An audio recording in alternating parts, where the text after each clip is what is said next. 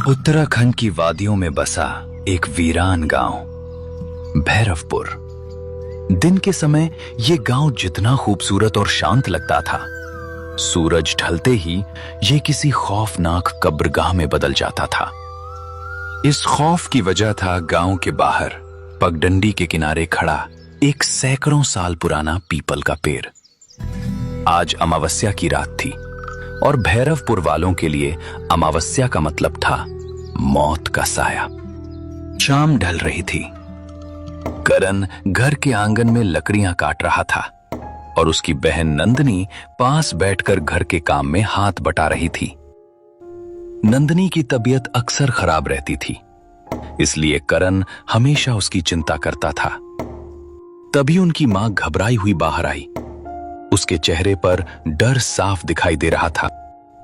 करण बेटा, लकड़ियां बाद में काट लेना, जल्दी से अंदर आ जा, सूरज ढलने वाला है। और नंदनी, तू भी अपना काम समेट और अंदर चल, आज अमावस्या की काली रात है। क्या माँ, आप भी उसी पुरानी कहानी से डरती हैं? उस पीपल के पेड़ पर कोई डायन वायन नहीं है, सब गांव वालों का वहम है। चुप कर, तुझे नहीं पता कि उस पीपल के पेड़ की जड़ों में कैसा छलावा बसता है।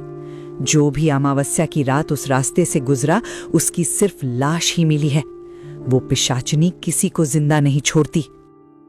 माँ सच कह रही हैं भैया, गांव के लोग भी उस पीपल के पेड़ के बारे में बहुत सी खौफनाक बातें करते हैं। मुझे तो उस रास्ते के नाम से ही डर लगता है। अरे मेरी समझदार नंदू, तू भी इन कहानियों से डरने लगी? जब तक तेरा ये भाई जिंदा है, दुनिया की कोई ताकत मेरी बहन का बाल भी बांका नहीं कर सकती। चलो सब अंदर चलते हैं। रात हो चुकी थी। गांव के सारे दरवाजे अंदर से कसकर बंद थे। बाहर सिर्फ सन्नाटा और सर्द हवाओं की सीटी गूंज रही थी। सब कुछ सामान्य लग रहा था, सब सो रहे थे। लेकिन तभी आधी रात को अचानक भैया, मेरे सीने में बहुत तेज दर्द हो रहा है, मुझे सांस नहीं आ रही भैया। नंदिनी, नंदू, मेरी तरफ देख। क्या हुआ तुझे? तो हिम्मत मत हारना, मैं हूं ना तेरे साथ। माँ, जल्दी से गर्म पानी लाओ, नंदिनी की हालत बिगड़ रही है। करण बेटा, वैद्य जी ने जो जड़ी बूटी दी थी वो तो खत्म हो गई। नंदिनी का बुखार सीधा उसके दिमाग पर चढ़ रहा है। अगर इसे जल्दी से दवा नहीं मिली तो मेरी बच्ची नहीं बचेगी। नहीं माँ, मेरी बहन को कुछ नहीं होगा। मैं अभी इसी वक्त पार वाले गांव जाकर वैद्य जी से दवा लेकर आता हूँ। नहीं करण, तू बाहर नहीं जाएगा। तू भूल गया अभी शाम को ही मैंने क्या कहा था? आज अमावस्या की रात है, वो पीपल का पेड़ वहां छलावा है। अगर उस डायन की नजर तुझ पर पड़ गई तो वो तुझे जिंदा नहीं छोड़ेगी। माँ, मेरी जान बसती है मेरी बहन में।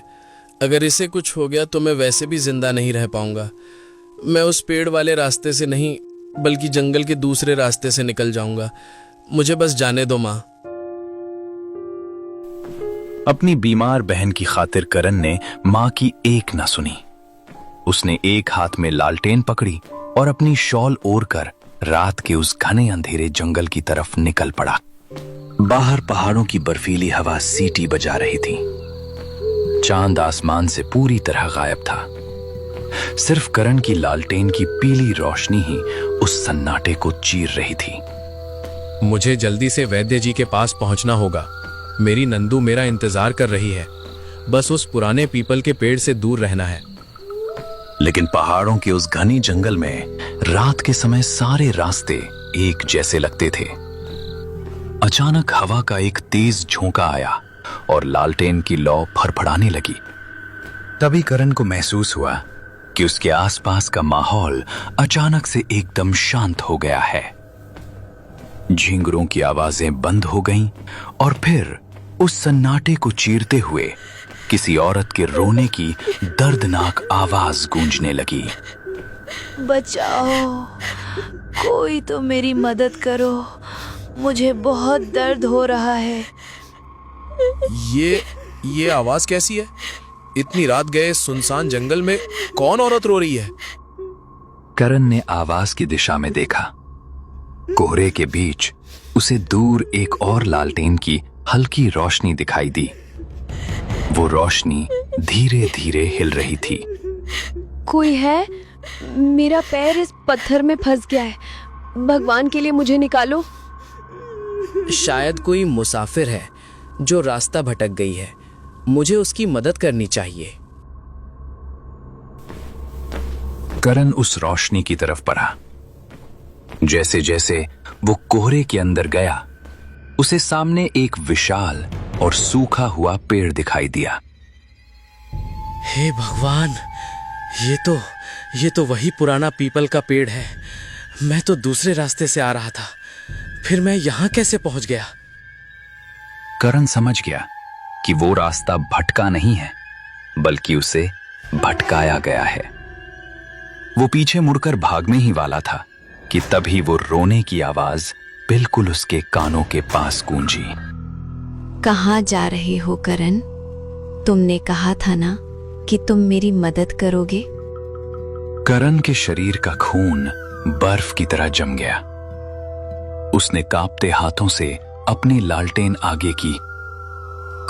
कौन हो तुम? सामने आओ। पीपल के पेड़ के तने के पास एक औरत खड़ी थी।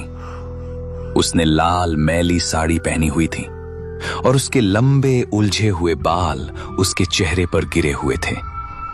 मैं बहुत दर्द में हूं करण, मेरे करीब आओ, मेरी मदद करो।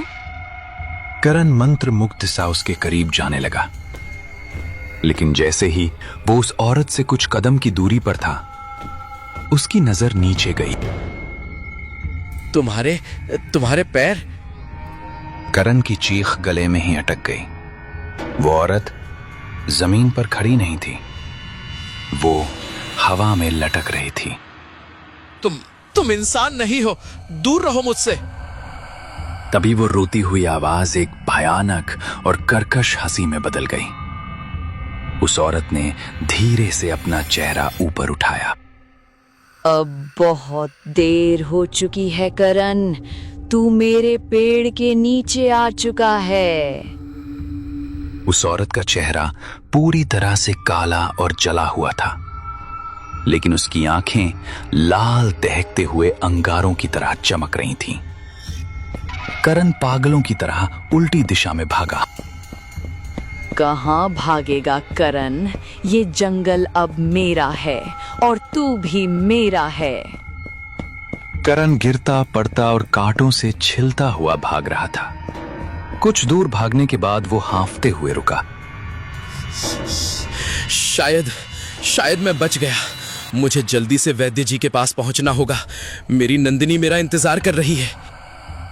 लेकिन जैसे ही करण ने सामने देखा, उसके पैरों तले जमीन खिसक गई। वो भागकर वापस उसी पुराने पीपल के पेड़ के पास आ गया था। वो एक मायावी भूल भुलैया में फंस चुका था। थक गए करण? ये छलावा है, तू यहाँ से कभी नहीं जा सकता। करण फिर से दूसरी दिशा में भागा, लेकिन कोई फायदा नहीं हुआ। हर बार रास्ता घूम फिरकर उसे वापस उसी पेड़ के पास लाकर खड़ा कर देता। करण बुरी तरह थक चुका था। उसके शरीर में अब भागने की ताकत नहीं बची थी। वो घुटनों के बल पेड़ के सामने गिर पड़ा। मुझे छोड़ दो, मेरी बहन मर जाएगी। मेरी नंदू मेरा इंतजार कर रही है। मैं उसे छोड़कर नहीं जा सकता। टेढ़ी बहन, कोई किसी का नहीं होता इस दुनिया में, सब स्वार्थी हैं। तेरी किस्मत अब इसी पेड़ की जड़ों में दफन होगी। पिशाचनी ने अपना ठंडा जला हुआ हाथ करण की गर्दन की तरफ बढ़ाया, लेकिन करण पीछे नहीं हटा। उसने अपनी लालटेन फेंक दी और अपनी आंखें बंद कर ली। मार दे मुझे, पी ले मेरा खून, लेकिन भगवान के लिए मुझे सिर्फ एक बार पार वाले गांव जाने दे। मेरी नंदू बुखार से तड़प रही है। मैं अपनी जान तुझे दे दूंगा, लेकिन उसे बचा लेने दे। करण की यह चीख इतनी दर्दनाक और सच्ची थी कि पिशाचनी का हाथ हवा में ही रुक गया। उसकी जलती हुई लाल आंखें अचानक करण को घूरने लगी। तू अपनी जान देना चाहता है अपनी बहन के लिए? वो सिर्फ मेरी बहन नहीं, मेरी जान है। एक भाई अपनी बहन को मरते हुए कैसे देख सकता है? अगर मेरी नंदू नहीं रही तो मैं जी कर क्या करूंगा? मुझे मार दे, लेकिन मेरी बहन को बचा ले। भाई और बहन शब्द सुनते ही उस खौफनाक पिशाचनी के शरीर में एक सिहरन दौड़ गई। उसके काले चेहरे पर अचानक एक इंसानी दर्द उभर आया। हवा का चलना रुक गया। भाई, एक भाई ऐसा भी होता है जो अपनी बहन के लिए मौत के सामने झुक जाए। पिशाचनी अपनी जली हुई उंगलियों से अपना चेहरा ढककर जोर जोर से रोने लगी, लेकिन इस बार उसके रोने में कोई छलावा नहीं था, बल्कि एक सदियों पुराना दर्द था। और एक मेरा भाई था, मेरा सगा भाई रतन, जिसके लिए मैंने अपनी सारी खुशियां कुर्बान कर दी, और उसने चंद पैसों और जमीन के लालच में मुझे इसी पीपल के पेड़ से लटकाकर मार डाला। करण हैरान रह गया। वो डर भूलकर उस रोती हुई आत्मा को देख रहा था। मैं तड़पती रही, उसके पैर पकड़ती रही कि मुझे मत मार रतन, मैं तेरी बहन हूँ। लेकिन उस जालिम का दिल नहीं पसीजा। उसने मेरे गले में फंदा डाल दिया। उसी दिन से मुझे हर इंसान से नफरत हो गई थी। मुझे लगता था कि दुनिया में कोई किसी का सगा नहीं। हर भाई रतन जैसा शैतान होता है। मैंने कसम खाई थी कि इस पेड़ के पास आने वाले हर इंसान को मैं वही दर्द दूंगी जो मुझे मिला। सब एक जैसे नहीं होते। मैं अपनी नंदू के लिए जान दे भी सकता हूँ और ले भी सकता हूँ। मुझे जाने दो, मेरी बहन को मेरी जरूरत है। पिशाचनी धीरे से करण के करीब आई। इस बार उसकी आंखों में कोई खौफ नहीं था। उसने अपना ठंडा हाथ करण के सिर पर रखा। तेरा प्यार तुम्हारी बहन के लिए सच्चा है करण। आज तूने मेरे अंदर के उस नफरत के जहर को खत्म कर दिया जो सदियों से मुझे पिशाचनी बनाए हुए था। आज मुझे विश्वास हो गया कि दुनिया में सच्चे भाई भी होते हैं। पिशाचनी ने अपना हाथ पेड़ की जड़ों की तरफ किया। अचानक पेड़ की एक मोटी जड़ चमकी और उसमें से एक नीले रंग की रोशनी वाली जड़ी बूटी निकलकर कर्ण के सामने गिर गई। तुझे वैद्य के पास जाने की जरूरत नहीं है करण। ये संजीवनी है। इसे अपनी बहन को पानी में घिसकर पिला देना। उसका बुखार हमेशा के लिए टूट जाएगा। तुम्हारा बहुत बहुत शुक्रिया। मैं तुम्हारा ये एहसान कभी नहीं भूलूंगा। एहसान तूने मुझ पर किया है करण। आज मेरा प्रतिशोध पूरा हो गया। अब मैं आजाद हूँ। जा, अपनी बहन के पास जा। इतना कहते ही वो पिशाचनी एक सफेद और चमकदार रोशनी में बदल गई। वो रोशनी धीरे धीरे आसमान की तरफ उठी और हवा में गायब हो गई। अचानक कोहरा छट गया। आसमान में चमकते हुए तारे दिखाई देने लगे। वो डरावना पीपल का पेड़ अब एकदम शांत और साधारण लग रहा था। छलावा हमेशा के लिए टूट चुका था। करण घर की और निकल गया। घर पहुंचा तो उसकी मां दरवाजे पर ही रो रो कर बेहाल थी। करण, मेरे लाल, तू ठीक तो है? मैं तो डर गई थी कि तुझे उस डायन ने। मैं बिल्कुल ठीक हूँ माँ, और मैं नंदिनी की दवा भी ले आया हूँ। भैया, आप आ गए? करण ने जल्दी से उस नीली जड़ी बूटी को पानी में घिसा और अपनी बेसुध बहन को पिला दिया। कुछ ही पलों में जादू सा असर हुआ। नंदू, मेरी प्यारी बहना, मैंने कहा था ना, जब तक तेरा भाई है तुझे कुछ नहीं होगा। भगवान का लाख लाख शुक्र है, मेरे दोनों बच्चे सही सलामत हैं। उस दिन के बाद नंदिनी की तबीयत कभी खराब नहीं हुई और भैरवपुर के उस पुराने पीपल के पेड़ से फिर कभी किसी के रोने की आवाज नहीं आई। गांव वालों का वो सदियों पुराना डर हमेशा के लिए खत्म हो गया था।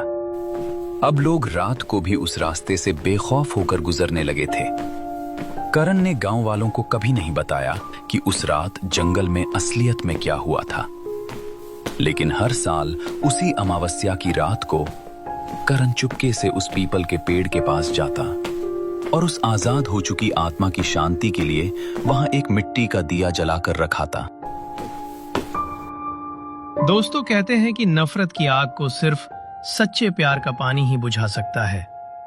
एक भाई के प्यार ने न सिर्फ अपनी बहन की जान बचाई, बल्कि एक भटकी हुई आत्मा को भी मुक्ति दिला दी। अगर आपको करण और नंदिनी की ये डरावनी लेकिन दिल छू लेने वाली कहानी पसंद आई हो तो GW के टून को अभी लाइक करें और सब्सक्राइब करें।